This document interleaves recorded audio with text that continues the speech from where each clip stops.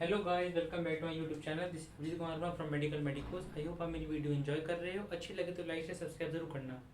Next video तक अगले topic पे चेंबर्स ऑफ हार्ट। मैं शॉर्ट में तेजी से बताऊंगा, आप उसे समझने का काम कर दे रहा हूँ, पर आप अपने बुक या किससे भी लेना है, ठीक है। बाकी मैं बता देता हूँ, पहले मैं हिंदी बताऊँगा, फिर मैं इंग्लिश आपको एक्सप्लेन कर दूंगा दोबारा से। एक्सटर्नल फीचर में कुछ नहीं पढ़ना, पहले आप उसे पढ़ लेना कि स्टेनो कॉस्टल कितना बनाता है या डायफ्रामेटिक कितना बनाता है, 2/3 1/3 वो सब इसमें टेप देना, ठीक है। एक्सटर्नल में क्या है, एक सर्कस टर्मिनलिस होती है जिसके इंटीरियर पार्ट में सर्कस टर्मिनलिस क्या होती है, उसके वो ऊपर में सुपीरियर वेना की नीचे में इंफीरियर वेना की आवाज आती है। किशर टर्मिनलिस क्या होती है, interior to sulcus terminalis crista terminalis present होती है, जो राइट एट्रियम को दो में डिवाइड करती है, that is smooth part and rough part, sinus venarum and atrium proper, ठीक है। ये पोस्चर होता है या एंटीरियर होता है। यहाँ पे आ रही थी सुपीरियर वेना की, इसके डेवलपमेंट भी आता है कि डेवलप फ्रॉम प्रिमिटिव वेंट्रिकल या क्या कहते हैं, अलग अलग है। क्या कहते हैं, वेंट्रिकल में पढ़ोगे बल्बस कॉर्डेस आउटफ्लोइंग वाले में, ठीक है, इनफ्लोइंग वाले, ठीक है, बल्बस कॉर्डेस, और इनफ्लोइंग वाले में राइट वेंट्रिकल, ठीक है, और यहाँ पे राइट एट्रियम, या इसका होता है sinus वेनेरम।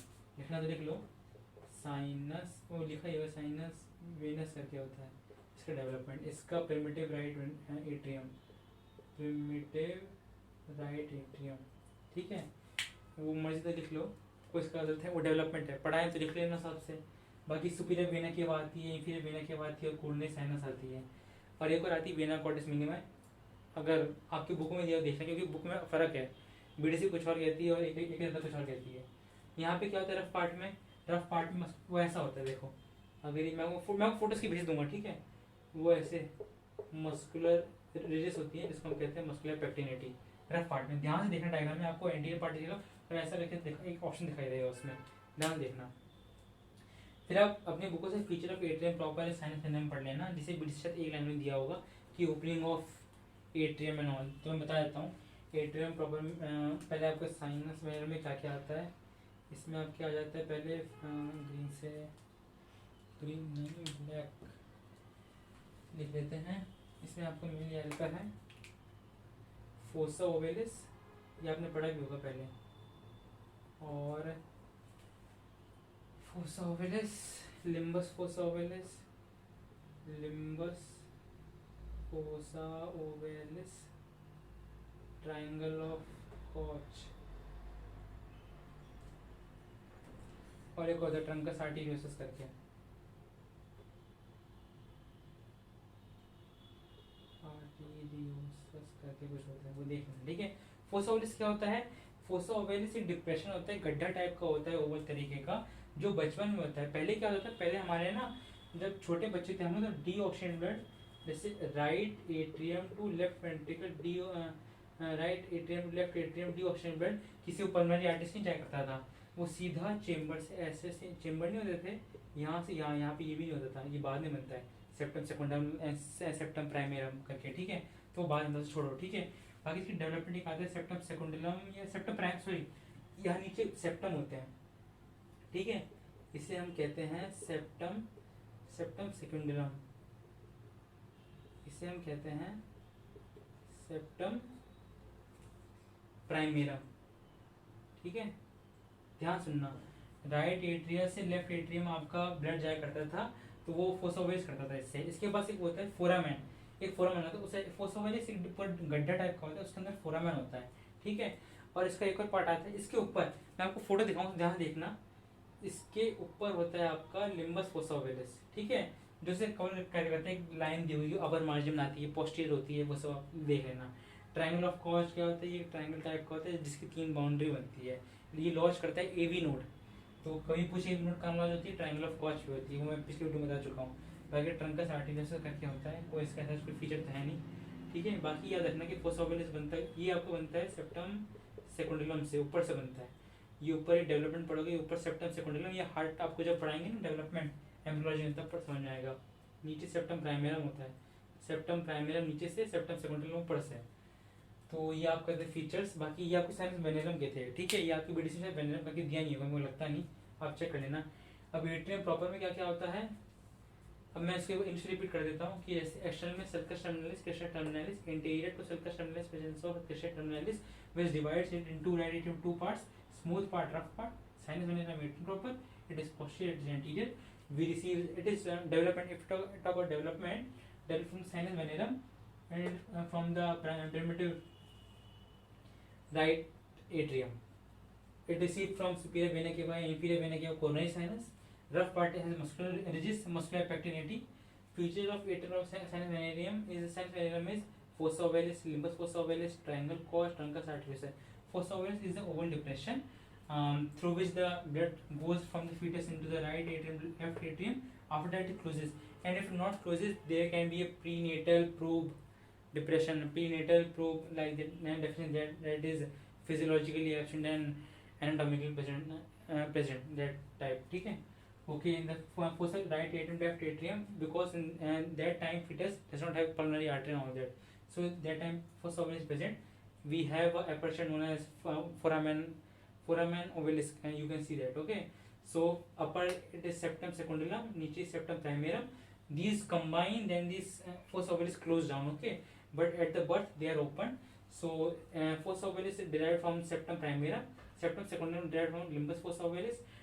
Limbus fossa ovalis. What is limbus fossa ovalis? It is upper margin forming the fossa ovalis. Then we talk about triangle of Koch, phylogist AV node. You might have already learned about that. And about the truncus arteriosus. तो ये सब है, इसमें और कुछ है नहीं. ठीक है, तो ये सब आपका था राइट एट्रियम में. बाकी और कुछ तो मतलब देखने में सही है. बाकी हाँ, अब एट्रियम प्रॉपर में मैं ये वरना एज कर देता हूँ. एट्रियम प्रॉपर का बता देता हूँ वो. बाकी राइट वेंट्रिकल में सॉरी राइट लेफ्ट एट्रियम में कुछ भी नहीं है. बाकी मेन आपका इसमें वो वॉल्व आएगा, उसका लंबा है वॉल्व आपका. मैं शॉर्ट में बताऊँगा उसको. ठीक है, ये आप पता है एट्रियम लगे तो फोटो खींच लो. बाकी मैं इसको आपको भेजूँगा स्क्रीन शॉट. बाकी अगर मैं आपको एट्रियम प्रॉपर की बारे में बात करूँ तो एट्रियम प्रॉपर में क्या क्या आ जाता है. जो एट्रियम प्रॉपर की बात करें, ओ सॉरी, ये आपकी एट्रियम प्रॉपर की बात चल रही थी. जो whatever I talked about in that atrium proper. Then I am talking sinus venarum. Sinus venarum, it receives from first the superior vena cava, inferior vena cava, opening of superior vena cava, opening of inferior vena cava, then coronary sinus,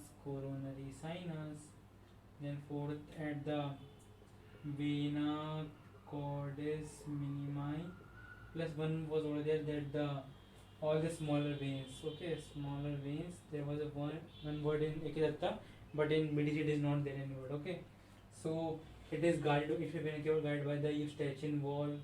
It is the semilunar rudimentary wall. Okay, this is by the Thebesian wall. This is all I am talking fetal stage. That time they built. After this walls are closed down. Venous cordium minimum छोटी होती है. ठीक है, तो ज़्यादा कुछ नहीं, छोटी होती है. कोई इनका ऐसा कोई यूज़ नहीं होता. ये आपका था राइट एट्रियम के बारे में. फिर तो राइट वेंट्रिकल. उसमें क्या होता है मैं आपको डायग्राम दिखाऊँ, उसमें ध्यान देखना. आपको डायग्राम ऐसे दिया होगा. वाइट रंग का जो होगा ना वो आपका होता है कॉर्ड टेंडन में पेपिलरी मसल. ठीक है, वरना जो आपको ऐसे ऐसे दिखाई देगा, ऐसे ऐसे दिखाई देगा और ऐसे ऐसे करके ये आपका आ जाता है. ये आपका आउटफ्लोइंग पार्ट. यहाँ पर इनफ्लोइंग मतलब जहाँ से आ रहा है आउटफ्लोइंग में जा रहा है. इनफ्लोइंग आना, आउटफ्लोइंग जाना. ठीक है, तो ये इसे कहते हैं वेंट्रिकल प्रॉपर. कोनस आर्टेरियोसस इसको हम कहते हैं, इसको हम वो भी कहते हैं आउटफ्लोइंग को. नहीं, first of all they are divide by the supraventricular crest or also known as infundibular crest.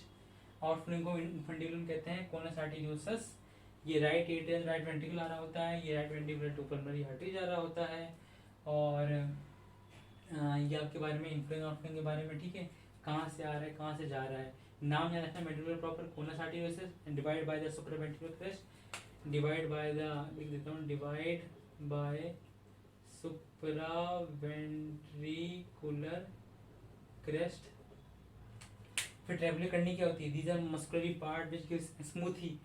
these are actually the smooth, these are like smooth part या fibrous or muscular type, muscular like which gives spongy appearance,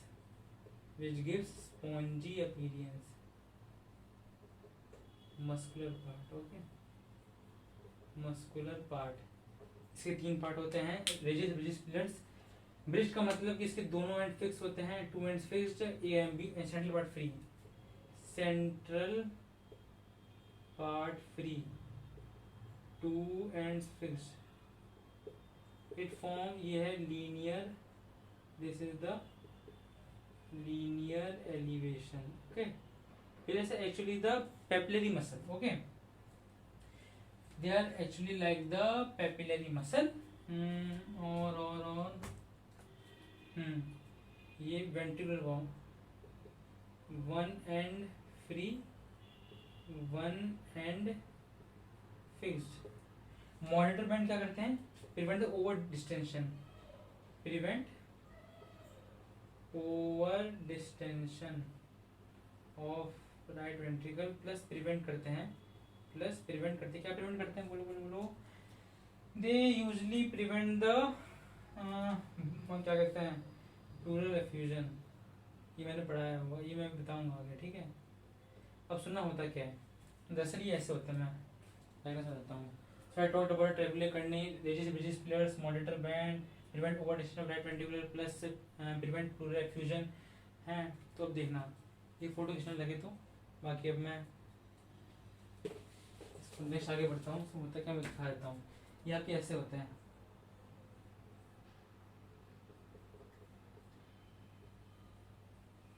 actually समझ लो कि ये मतलब ट्राइगेस्ट्रोल ball complex है.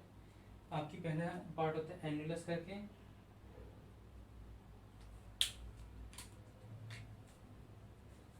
फिर actually ट्राइगेस्ट्रोल बोल रहा हूँ तो मतलब 3 कस्प होते हैं. बाकी उसका पेन चेंज करता हूँ उसके.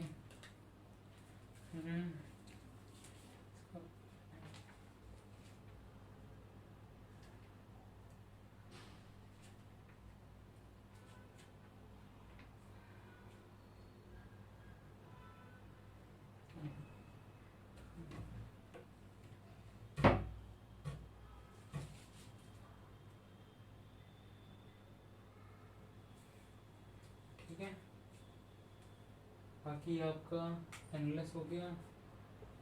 ये आपका यहाँ पे लीफलेट हो जाता है. लीफलेट को हम 3 में डिवाइड कर देते हैं. वो आप पढ़ लेना ऊपर से, आपको मेन पढ़ना है, पूरा याद नहीं करना है. ठीक है, इमेज ट्राइगेस्ट्रोल बॉल कॉम्प्लेक्स है. एंड लीफलेट हो जाता है, लीफलेट ऊपर आ जाता है, जोन में डिवाइड कर देता है. ठीक है, उनसे कि ऊपर से वो हो जाता है बेसल लीफलेट वाली आपकी. बाकी नीचे आपकी इंडक्शन दी है.